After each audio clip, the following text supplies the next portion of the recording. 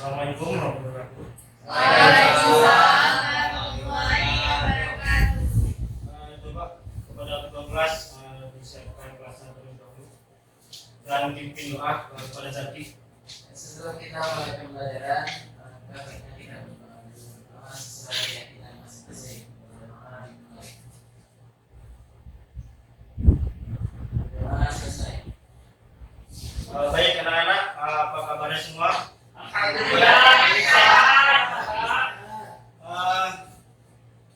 Minggu lalu kita sudah belajar tentang penjelajahan Nusantara oleh bangsa Barat, dan pada pertemuan kali ini kita akan membahas tentang materi keragaman sosial budaya di masyarakat Indonesia.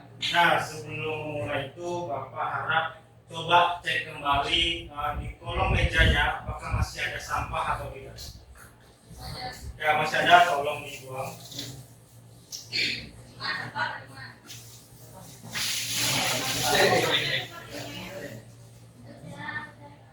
Nah, jika sudah, siapa yang nggak hadir hari ini?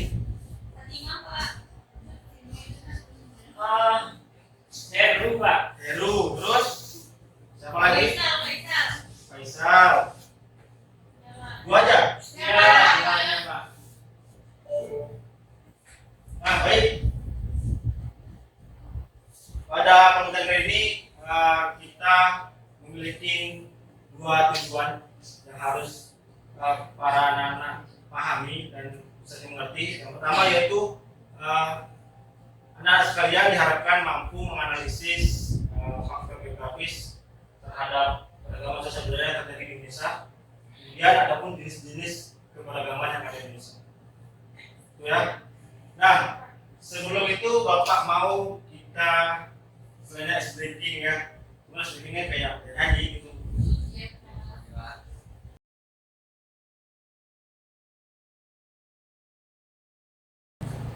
Nah, kepada anak-anak coba berdiri semua.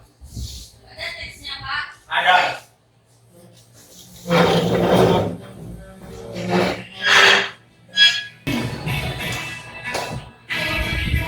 Jawa di Patung.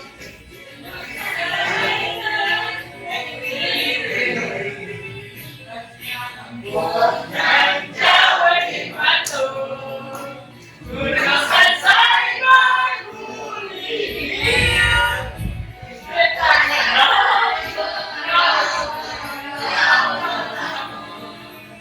Sakit bersetuju.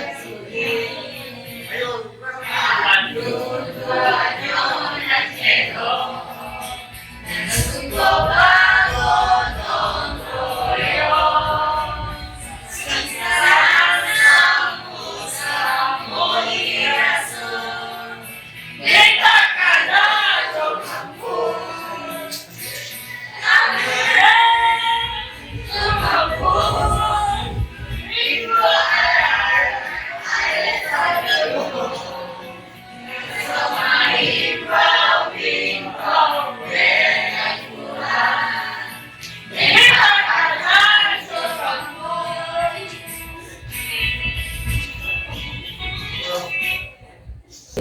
Gimana rasanya tadi? Ada tahu nggak itu lagu bahasa dari mana? Bahasa apa?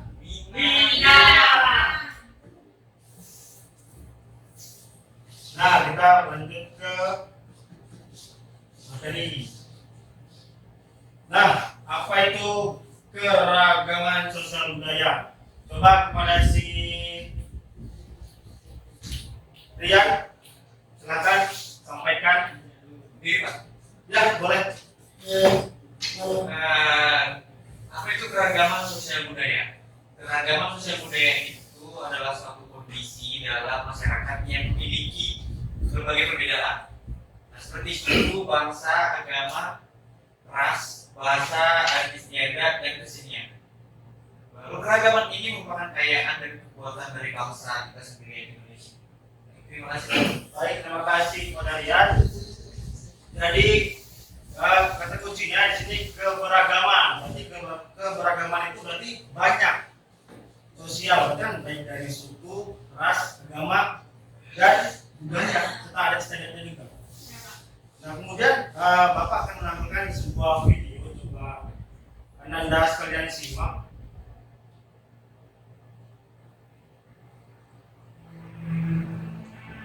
Ini merupakan keberagaman yang ada di Indonesia. Mungkin dari anak sekalian banyak yang belum mengetahuinya ya kan.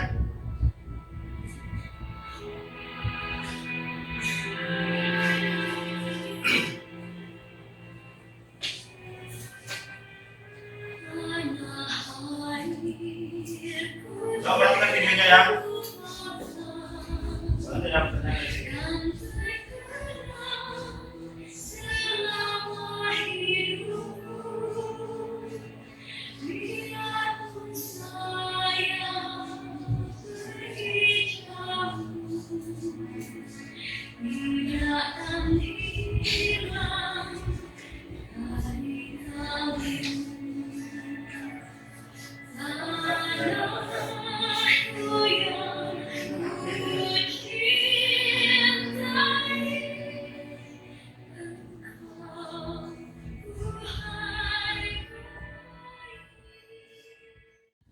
Jadi yang Bapak ingin tanyakan,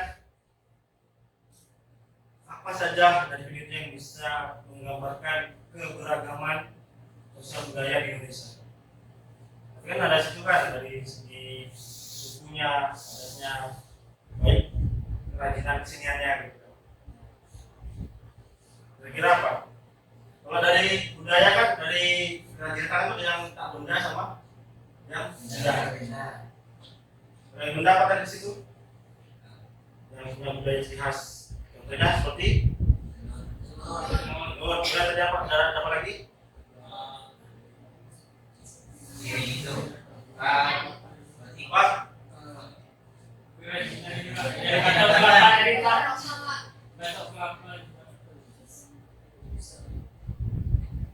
Nah, kemudian kita bahas ya. Nah, jadi setelah kalian melihat video tadi sekilas, kita akan masuk ke faktor-faktor menyebabkan keragaman sosial budaya. Ini nanti ada kaitannya sama video tadi. Nah, kondisi geografis. Lihat tadi secara geografisnya. Indonesia kan terdiri dari banyak pulau yang terdiri 17.000 lebih ya kan. Jadi pada zaman dahulu nenek moyang kita itu kan seorang laut. Dan mereka pasti setelah sampai ke satu pulau tidak akan berpindah karena zaman dulu teknologi itu sangat susah, tidak ada navigasi segala macam, sehingga mereka lebih cenderung kayak ya sudah mereka menetap di situ, mempererat budayanya, mengembangkan budaya sendiri.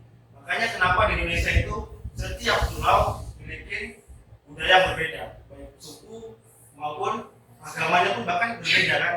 Kalau agama itu pasti faktor dari zaman penjajahan kan, zaman penjajah samudra, kedatangan bangsa Eropa yang membawa motivasi 3G, yaitu glory, gospel sendiri itu kan kayak menyebarkan kepercayaan Nasrani. Jadi kalau dari secara geografis seperti itu. Nah, kalau secara iklim atau pengaruh iklim sendiri bisa kita lihat bahwasanya Indonesia ini kan negara kepulauan yang pasti garis pantai itu sangat luas, ya kan? Jadi Indonesia itu ada yang tinggal di pegunungan dan pesisir pantai. Silakan. Jajan itu Pak. Kantin ya Pak. Nah, kalau dari video yang kita tayangkan tadi, kira-kira apa yang menggambarkan tadi tentang pengaruh iklim? Ada? Tinggal di pantai sama pegunungan. Tadi kalau yang di situ apa? Kan ada yang bapak pasang Jawa itu. Dan tinggal di ya, kemudian sebagai kira-kira bisa tidak hal suatu kejahatan disebut budaya? Kenapa? Orang juga siapa?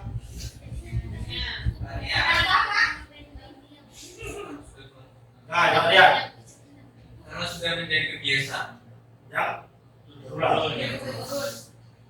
Nah, salah satunya yang dibikin tadi kan ada itu yang nelayan kan. Ada Indonesia di luas, seperti dari pulau, ada garis pantai, ada pegunungan. Nah, kemudian yang contoh yang di pegunungan itu seperti apa tadi? Gambaran masa kerja seperti apa? Sawah. Tani doang, kebun, ya kan?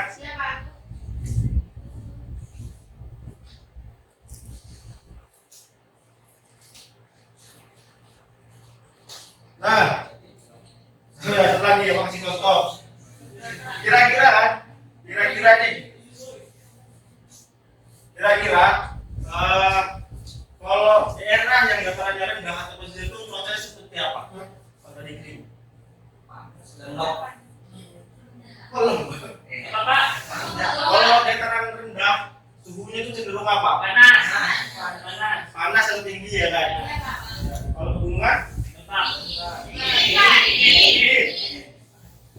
kira-kira ada tidak suatu budaya ataupun kayak yang ada mau baik pakaian yang berupa benda ataupun yang tidak benda yang berdasarkan iklim? Bisa kalian kasih contoh?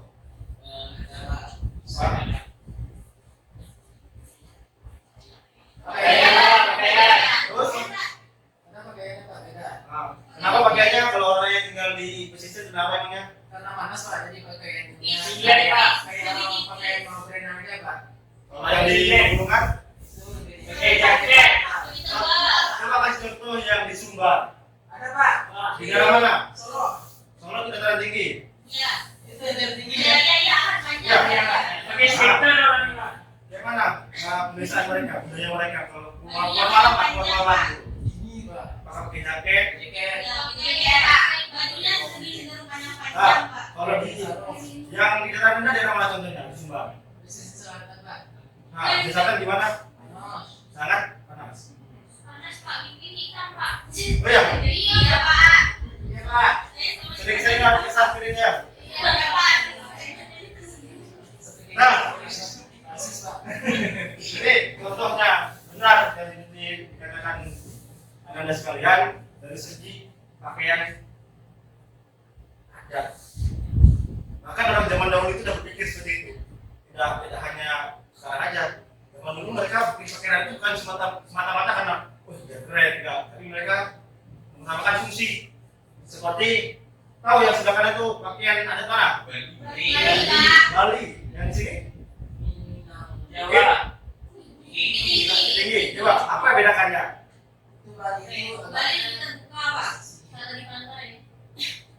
Pakai bunga-bunga, Pak. Karena iklimnya, Pak. Ya, kan?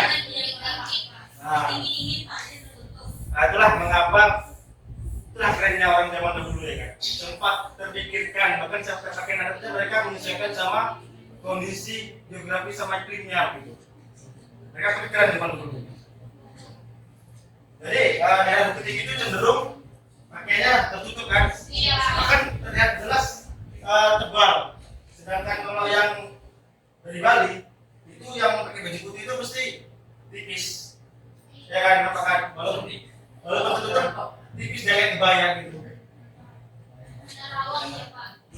Dan bahkan yang pakaian adat yang mantas saudianya itu terbuka kan. namanya Pak. Pak. Nah, kemudian ada pengaruh letak geografis. Tahu letak geografis Indonesia di mana? Tahu Pak? Nah, coba Agus. Di antara dua benua dan di antara dua samudra. Benua apa itu? Benua Asia, benua Asia, Kemudian, Samudra Hindia dan Samudra Pasifik.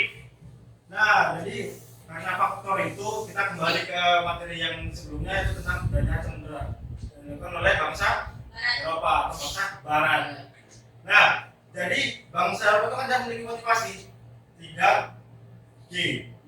Mereka ingin kekayaan, kejayaan, sama Melibatkan kepercayaan. bahkan budaya. Bahkan bukan di mana Eropa aja sih, kayak zaman perdagangan orang India. Ya kan? Nah, jadi akibat itu munculnya akulturasi. Apa itu akulturasi? Gabungan budaya. Penggabungan budaya tanpa menggabungkan bisa itu masuk dari laut apa Musa? Budaya mana? budaya Bisa ke situ nggak? Serah. Yang ada di sekitar Sumbar. Serah. Nah, Contohnya mau di Minang Pak, orang Rale. nah boleh. Dulu kan nggak ada yang namanya organ. Nah, sekarang udah ada organ. Bisa tuh, Pak. Oke itu kan zaman dulu ada kan? Ada. Makanya Tapi nikahnya pakai kita ada Minang. iya, itu mana itu kayak tambah seni aja Iya, kan? itu 30 bisa tuh, Pak. Bisa. Ada lagi? Yang di kampus di Sumbar atau di daerah misalnya kan ini kan nggak dari semua kan? Ada yang dari Medan mungkin. Itu kira-kira apa? Yang penggabungan itu, yang merubah tapi tanpa menghilangkan. Ada lagi?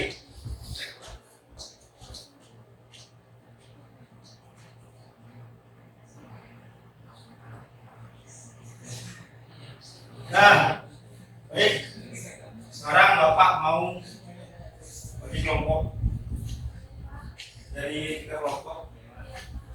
Nah, yang pertama langsung saja kita pakai tulis saja. Ini Pak. Nah, ini kelompok 1, ini kelompok 2, Dua. ini kelompok 3. Nah, tadi kan sudah Bapak bagikan sumber sejak selanjutnya. Kalian bisa cari sumber dari mana saja, bisa pakai internet, buku dan lain-lain. Waktunya mungkin 5 menit saja setelah kita presentasi. Bisa dimengerti?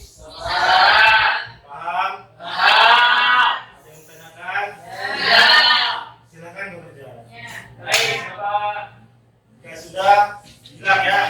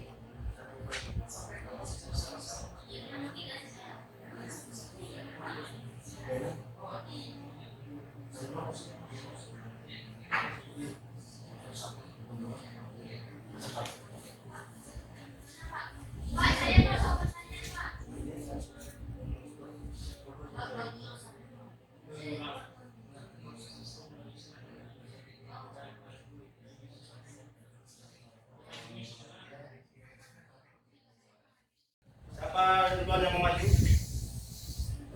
Oke Pak. Oh, kelompok 1. Ya. Nah, silakan. Presentasikan.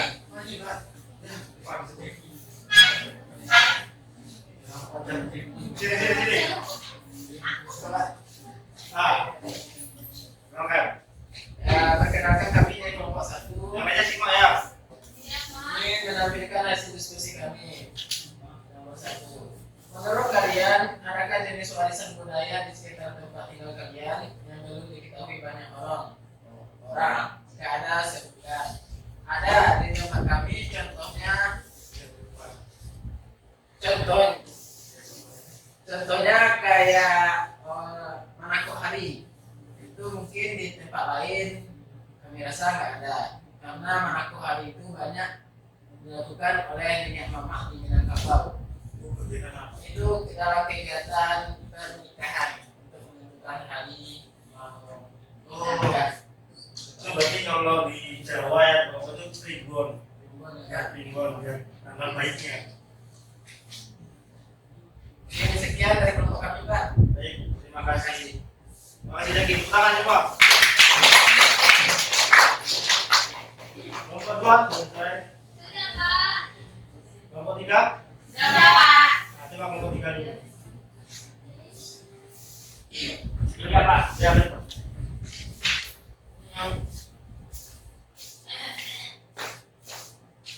Assalamualaikum warahmatullahi wabarakatuh. Perkenalkan, saya Agusta dari kelompok 3 nomor 1 kami, yang mana di sini soalnya yaitu carilah jenis-jenis warisan budaya tak benda yang ada di sekitar wilayah tempat tinggal kalian. Kemudian lengkapi tabel berikut ini. Nah, kalau dari seni pertunjukan itu ada pencaksilat. Sedangkan dari adat istiadat itu ada namanya sistem warisan untuk anak perempuan. Kemudian dari tradisi ada namanya Batawi. Sedangkan dari keterampilan atau kemahiran ada itu tenun songket dari Silungkap. Ya, segitu saja.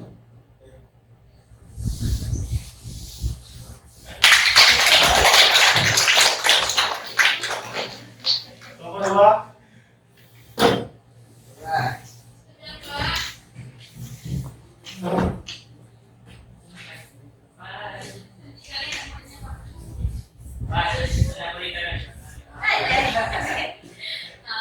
Soal nomor 2, carilah salah satu bukti dari keragaman budaya di sekitar tempat tinggal kalian yang merupakan hasil dari akulturasi. Nah, tadi kita kan sudah belajar tentang akulturasi, yaitu adalah penggabungan budaya lain dengan budaya sendiri tanpa menghilangkan budaya aslinya. Jadi menurut kami seperti tortor Batak yang diakulturasikan atau dikolaborasikan dengan budaya tortor Batak lainnya.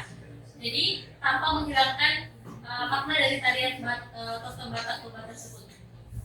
Dan yang kedua untuk alat musiknya seperti dulu di budaya Batak itu menggunakan gondang dan juga seruling, sekarang sudah menggunakan keyboard. Tapi dalam acara-acara adat gondang dan seruling itu tidak dihilangkan, tapi masih digunakan, ditambah dengan alat tradisional yang modern seperti keyboard. Seperti itu. Terima kasih.